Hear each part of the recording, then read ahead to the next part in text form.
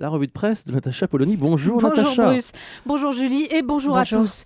Bon alors autant vous l'avouer, ce matin c'est très dur parce que imaginez le boulot de tous ces gens dans les rédactions qui se creusent le crâne depuis 3 jours pour trouver des titres à la hauteur de l'événement. Et ben là ils n'en peuvent plus, ils sèchent. Même Libération rend les armes, le titre trop forte la droite. Alors il y en a qui renoncent pas et dans ce cas on appelle au secours le français et l'histoire. Ouais. Le français par exemple est la tradition des acronymes, le jeu sur les initiales. Pour 20 minutes, UMP ça veut dire une machine à pataquès. Et l'histoire, eh bien celle de la figure tutélaire que tout le monde a oublié. Le Ouais. Midi Libre cite De Gaulle, UMP, la chienlit. Bon, bah c'est reparti alors. Hein. Oui, et du coup, alors les éditorialistes nous le font en variant les tons. Par exemple, tenez, Perpex, Yvarté dans Sud-Ouest. Curieux parti que cette UMP. Curieuse organisation politique qui a perdu toutes les élections municipales, régionales, législatives, sénatoriales, présidentielles et qui vient de réussir l'exploit de perdre celle où seul pouvait être élu un candidat UMP.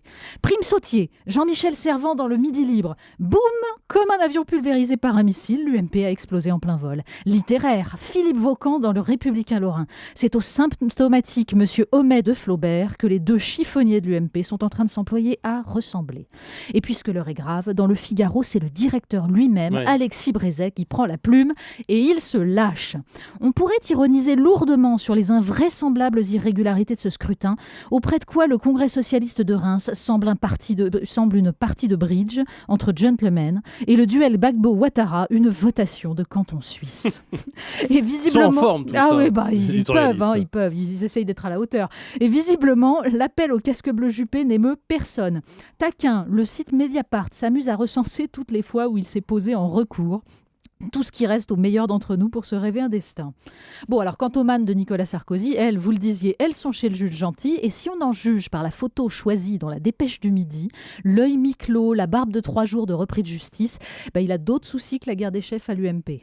Le Point titre cette semaine « Et le vainqueur est, 3 points de suspension, Sarkozy ». Pour Charlie Hebdo, le titre ressemble, mais en plus lucide. Et le gagnant est, 3 points de suspension, avec ce dessin des deux boxeurs Copé et Fillon, levant les bras de l'arbitre qui proclame sa propre victoire, Marine Le Pen. Alors la presse revient aussi sur l'évocation par François Hollande d'une liberté de conscience des maires vis-à-vis du mariage gay. Tollé général et analyses diverses et variées sur une notion qui est quand même problématique.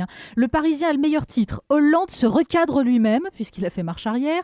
Libération complète. Hollande, la liberté de s'embourber. Libération et le Figaro constatent chacun à leur manière que visiblement le président n'est pas enthousiaste pour tenir sa promesse numéro 31. Dans le Figaro, Yves Tréhard souligne surtout l'imbroglio politique dans lequel s'enferre François Hollande. Il vient d'inventer la loi en option, nous dit Yves Tréhard, du jamais vu, une espèce d'ovni violant tous les principes généraux d'un état de droit qui veulent qu'une loi y soit d'application générale et universelle. Quand on marche à reculons, bah oui, on multiplie les risques de se prendre les pieds dans le tapis. Et Libé nous raconte la mobilisation des militants associatifs qui sentent un retournement de l'opinion. Il est 19h30, écrivent les journalistes de Libé. Plusieurs centaines de militants pro-mariage gay manifestent rue de Solferino. Des flambis sont jetés contre Non. les grilles du siège du C'est une PS. blague. Sur une banderole, François, tu perds les pédales. Quand les surnoms ressortent, eh ben c'est Oh là mauvais là, signe. Oui. très bien. Bon, est-ce qu'il y a d'autres sujets que la politique dans la presse ce matin? Oui, et par exemple le manifeste publié par le Nouvel Observateur sur le viol, avec en une Clémentine Autain. Et que l'on partage ou non ses idées sur le féminisme et sur le reste, on ne peut que respecter une fois encore son courage. Elle était avec nous hier matin sur Oui. Europe 1. Hein. Elle et 313 femmes signent donc ce texte dans lequel elle proclame que comme une femme toutes les 8 minutes en France, elles ont été violées. Et rien de plus difficile que cet aveu, on s'en rend compte à la lecture du dossier, puisqu'il nous montre que c'est encore la victime qui porte la culpabilité. Coupable de n'avoir rien dit parce qu'il s'agissait d'un père, d'un beau-père, d'un voisin, coupable d'avoir eu peur ou même de mettre en péril l'équilibre familial, ce qui incite souvent les mères à nier, à fermer les yeux. Des témoignages de femmes, anonymes ou connues, et ce chiffre aussi, 5% des hommes ont aussi été victimes de violences sexuelles. Le clin d'œil du jour.